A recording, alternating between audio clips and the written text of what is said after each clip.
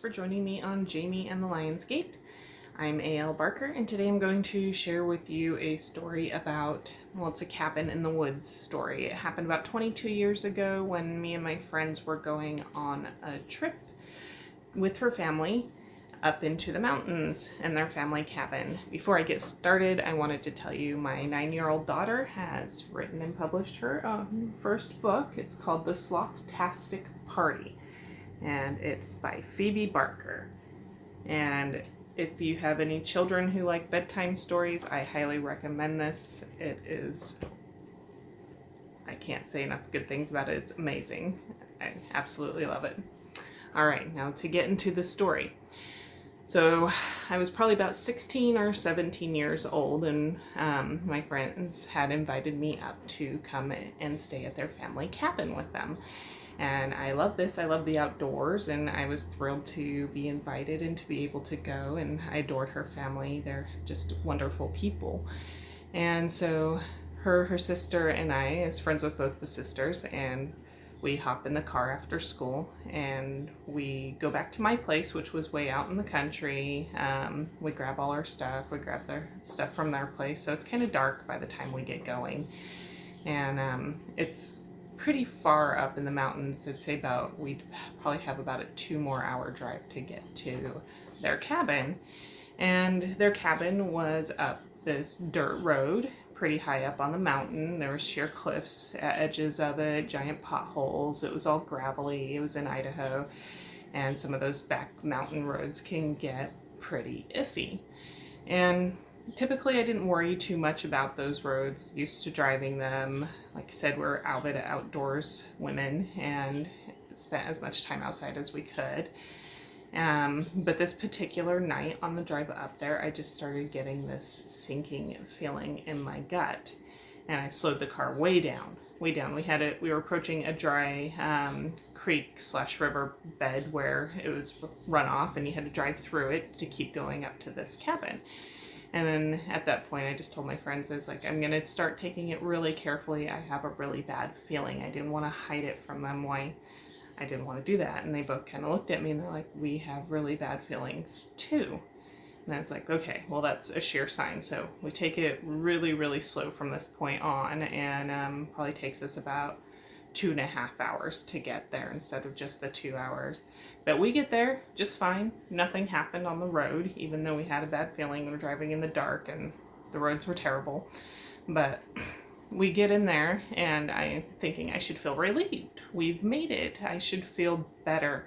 But I still had this terrible feeling that something horrible was going to happen. And I told my friends, I was like, it hasn't gone away. Well, when you get into their cabin, the cabin's set up, it's kind of a square, and there's an actual outhouse outside. There's no toilet inside. And there's a staircase going up the center of the cabin, and then there's a guard rail around it. It goes right up into the middle, and there's a landing on all 4 sides, and there's 3 bedrooms upstairs. Well, her brothers were already up there, and they were taking this room and that room, and our parents were, of course, taking one of the rooms, and there's beds on either side of the landing, and we decided we'd all 3 share one bed on one side of the landing. And just as we were about to fall asleep, we hear driving in the driveway. And like I said, we're really rural. There shouldn't be anyone else coming out. And so we go knock on our parents' door. There's somebody here. There's somebody here. And so our parents, go to the front door to go check out who this is. And it's her aunt and uncle. And her aunt and uncle were like, we were going to bed, and we don't know why, but we just started driving out here. We just felt like we had to drive out here. And so her aunt and uncle, they get welcome. They come on in, the more the merrier. And so they take one of the rooms, and the boys get kicked out of one of the rooms and go into the bed that we're going to take. And there's still, another couch on the other side of the room, and we're like, well, we can sleep there. And we start all getting ready to go to bed again. Then all of a sudden there's another knock on the door. like, what is going on? And so all the adults go downstairs and they go and answer the door. And it's her grandparents. And our grandparents say the same thing. We don't know why. We weren't planning on coming up, but all of a sudden we found ourselves coming up here. And so they take the other room, which forces more people out. And so they take the 2 beds. And then us girls, we go downstairs, and there's 3 couches that are along the wall. And then underneath the stairs is like an old stove and a bunch of stacked up boxes and an old pull-out couch. And we get to the beds, and the girls were all really tired by now. And the other girls are like, let's just each take a couch and sleep on a couch. And I said, no, I think we should all sleep on that pull-out couch over there. And they're like, no, we have to move the old stove and the boxes, and that'll be too much work. And I was like, no, I'll move that stuff. I'll move that stuff because I just had this really strong pull that we should be sleeping on that couch underneath the stairs. And so I go over there and I drag the old stove, it wasn't that heavy actually, and push the boxes out of the way and pull out this couch, and we put our bedding on it, and I sleep on the side by the old stove. The younger sister sleeps in the middle, and my other friend sleeps on the far side. And I put my flashlight down next to me, and I was like, okay, I felt better that we were all sleeping on this couch under the stairs. And I still didn't know what was going to go on. And we fall asleep, and then all of a sudden, I'm just jolted awake. I sit up, straight up, right when something is falling down on top of us, and it's curled into a ball. And like I said, upstairs, there's these railings and the ceiling not too far ahead of them, so there's just like this little space that no one can really jump through between the railing and the ceiling. But this thing is falling down onto us, and instantly I start screaming, because what is this? And then the girl sitting next to me, she sits up too, right in time as it falls onto us. And this thing falls onto us. It stands up on the end of our bed, and we're screaming, wondering where the adults are. It stands up. It jumps over the stairs off the bed, over the stairs, across the living room, and lands far on the other side of the couch, and it's just flailing its arms, and we know it's a creature. Its eyes are glowing. We don't know what it is. We're, screaming. My friend on the other side is hiding underneath the blankets and she's not really screaming at this point. And her parents come finally come running down the stairs, and they're looking, and I'm just gonna use a fake name, and they're like, David, what are you doing down here?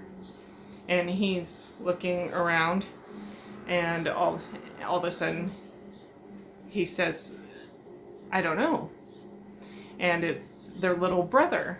But like I said, you can't jump and then have time to curl into a little ball and fall straight down. And so we don't know how David ended up falling down on top of us. And just the interesting thing about this story is, well, there's lots of interesting things. We all had the bad feeling. People kept showing up who weren't supposed to be coming. And if we essentially didn't make that bed down there, he would have landed on the old stove and the boxes. If he was stretched out, he would have gotten hung up in the metal barring around the landings and on the stair rails. We don't know how he managed to be from a ball, somehow raised, and then dropped right in between, the stairwell and the landing, and ultimately landing on us. So it's like all these things put into motion essentially saved him, but it still dumbfounds us to this day what happened. We have no idea what happened that night. Don't know.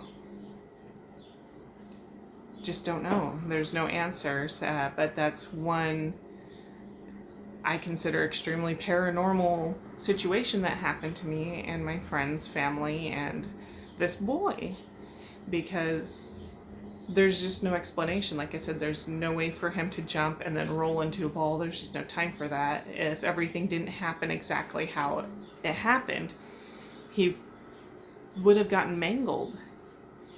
He would have gotten mangled on his fall down to the first level, and we don't know how he was able to leap across the room like that completely unconscious. I don't know if it's superhuman strength and sleepwalking and floating over rails and falling down, making sure that you're in the fetal position so you don't hit the railings on your way down. But to this day, I often still think about that. And when we're telling campfire stories, I tell my kids that story because, yeah, ultimately, there's no answers for it. But I hope you enjoy this story, and I'm glad I could share it with you. And I hope you all are having a wonderful holiday season. Take care, and we will see you later.